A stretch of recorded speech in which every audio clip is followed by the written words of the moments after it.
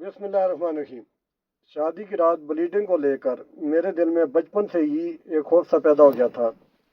شادی ہوئی تو میں شوہر سے دور دور رہتی۔ ایک روز صبح کے وقت شوہر کی اٹھی قمیض دیکھ کر میرے ارمان مچلنے لگے۔ میں نے ہاتھ سے مجھے شادی سے خوف محسوس ہوتا تھا۔ مجھے مردوں میں کوئی دلچسپی نہیں تھی، لیکن پھر بھی گھر والوں نے میری زبردستی شادی کروا دی۔ میں اپنے شوہر سے دور دور رہتی تھی۔ مجھے اپنے شوہر سے بہت ڈر لگتا تھا۔ وہ جب بھی مجھے کوئی کام کہتے میں ڈر کر دور سے ہی کر دیتی، کبھی بھی ان کے پاس نہیں جاتی تھی۔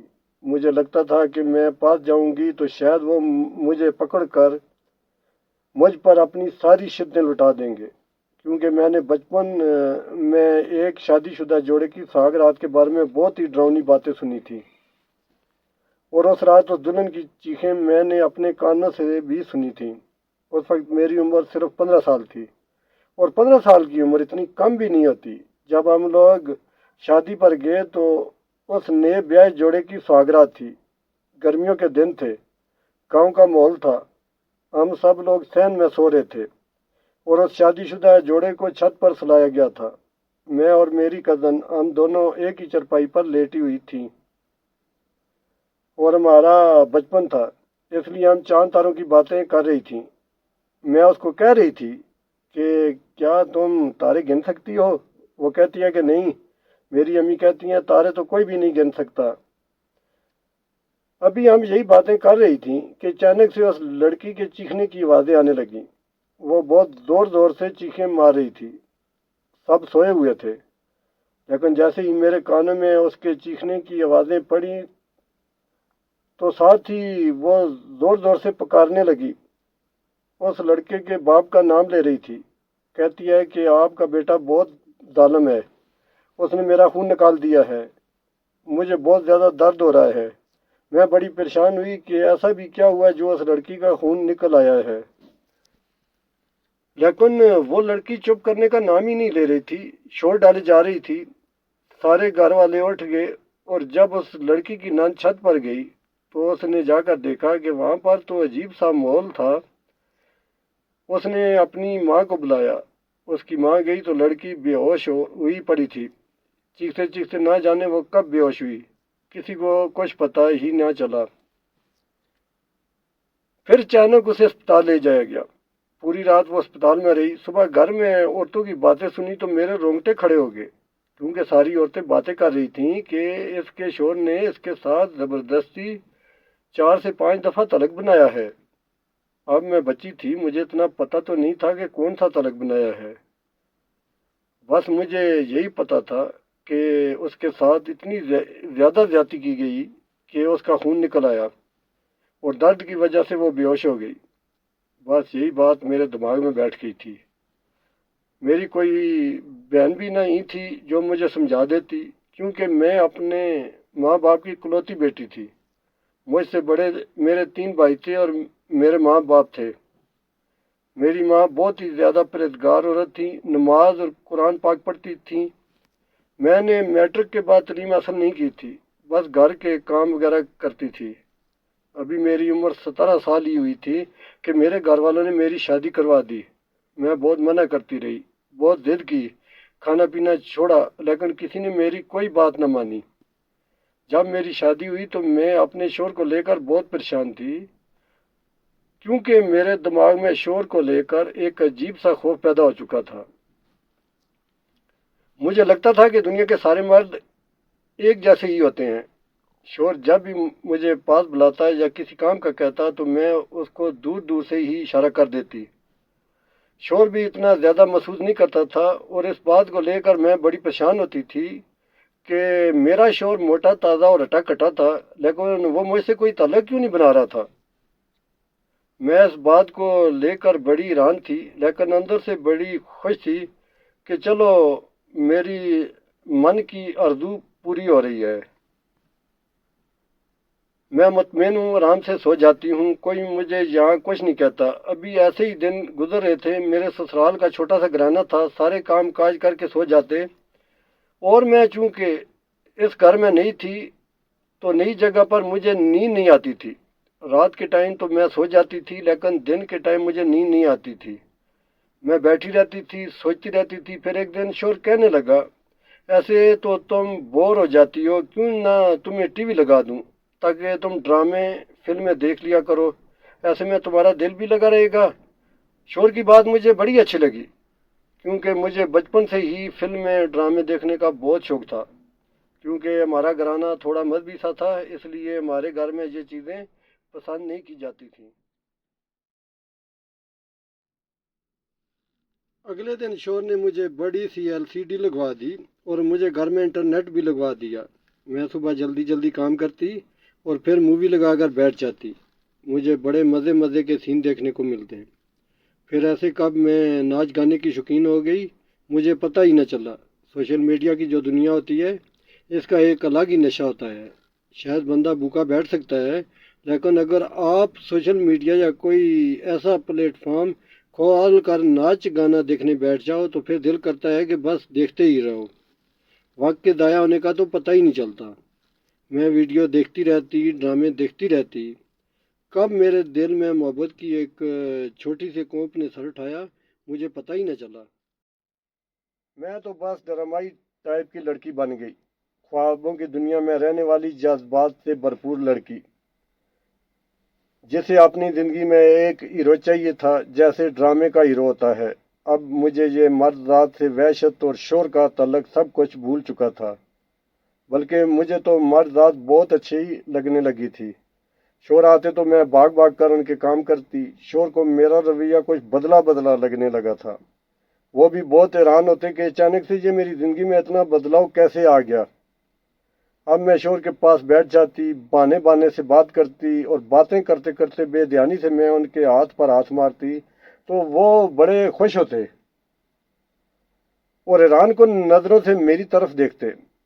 اب تو میں اتنی فری ہو گئی تھی کہ شور کے ساتھ بیٹھ کر گپیں لگاتی، پھر شور کی گود میں سر رکھ کر سو جاتی۔ مجھے خود بھی اس بات کا اندازہ نہیں ہوتا تھا۔ اگر صحیح معنوں میں کہا جائے تو میں کچھ بے باک سی ہوتی جا رہی تھی، لیکن میں یہ سوچ کر اور دیکھ کر حیران تھی کہ میرے شور کے اندر بالکل بدلاؤ نہیں آ رہا تھا۔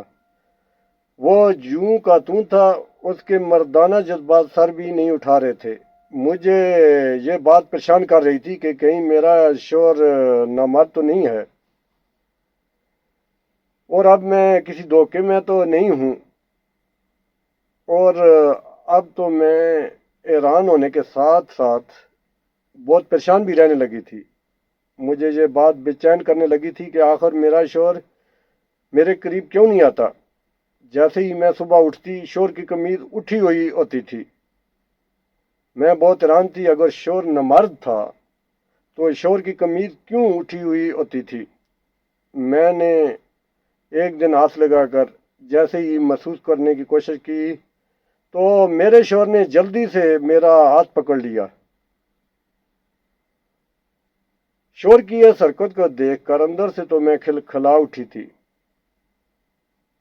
اوپر سے میں نے ایسا محسوس کروایا جیسے انجانے میں میرا ہاتھ لگ گیا اور مجھے پتہ ہی نہ چلا ہو۔ شور کے ابھرتے جذبات دیکھ کر میں نے منہ دوسری طرف کر لیا۔ مجھے لگا تھا شور میرے پاس آئیں گے، میرے ساتھ رومانس کریں گے، لیکن اچانک شور نے میرا ہاتھ چھوڑا اور دفتر کی تیاری کرنے لگا۔ صبح کا ٹائم تھا، ہم نے ناشتہ کیا اور شور دفتر چلے گئے۔ معمول کے کام کر رہی تھی اور جلدی سے فارغ ہو کر میں اپنی ٹی وی آن کر کے بیٹھ گئی۔ ٹی وی سکرین پر چلنے والے سین نے میرے اندر ہلچل مچا دی تھی۔ اب میری یہ روز کی عادت بن گئی تھی، شور کے جانے کے بعد میں ٹی وی لگا لیتی اور الٹی سیدھی ویڈیو دیکھنے لگ جاتی۔ تب میرے اندر شدت سے جذبات ابھرنے لگے تھے۔ اب میں بہانے بہانے سے شور کے قریب جاتی تو کبھی شور کو اپنی طرف متوجہ کرنے کی کوشش کرتی۔ ایک دن شام کا ٹائم تھا، میرے شور گھر آئے، ہم نے کھانا وغیرہ کھایا۔ میں شور سے ڈیمانڈ کرنے لگی کہ آج ہم بھی باہر چلتے ہیں، گھومتے ہیں، شاپنگ کریں گے، کھائیں پیئیں گے۔ شور غور سے میری آنکھوں میں دیکھنے لگا، کہنے لگا آج چاند کہاں سے نکلا ہے؟ تم اور میرے ساتھ شاپنگ پر جاؤ گی؟ یہ ہو ہی نہیں سکتا کہ تم میرے ساتھ شاپنگ پر جاؤ۔ میں نے کہا ہاں ہاں میں آپ کے ساتھ ہی جاؤں گی۔ میرے شوہر کہنے لگے چلو جلدی سے تیار ہو جاؤ، ہم باہر چلتے ہیں۔ پھر شوہر مجھے شاپنگ پر لے گئے، ہم نے خوب شاپنگ کی، گھومے پھرے اور کھانا کھایا۔ میں اس سارے وقت میں شوہر کا ہاتھ پکڑ کر گھومتی رہی۔ لیٹ نائٹ ہی ہم گھر واپس آئے تو میں شوہر کی باہوں میں لیٹ گئی۔ میں شوہر کو محسوس کرنا چاہتی تھی۔ شوہر کے جذبات ابھرنے لگے۔ میں شوہر سے کہنے لگی آج کی رات میرے حقوق ادا کر دیں۔ میرا شوہر میری طرف غور سے دیکھنے لگا اور اس کے بعد وہ اٹھے اور واش روم چلے گئے، فریش ہو کر آئے اور آ کر میری طرف پیچھا کر کے سو گئے۔ شوہر کی اس عادت پر مجھے بے حد غصہ آیا۔ اب کوئی بیوی اپنے منہ سے تو نہیں کہتی نا کہ آؤ میرے ساتھ وہ والا کام کرو۔ میں نے حقوق کی بات کی تھی تو شوہر کو سمجھ جانا چاہیے تھا، لیکن پھر میرے جذبات بے قابو ہو رہے تھے اور اپنے جذبات سے تنگ ہو کر میں نے شوہر کو ہاتھ لگایا۔ میں نے کہا آپ سو رہے ہیں؟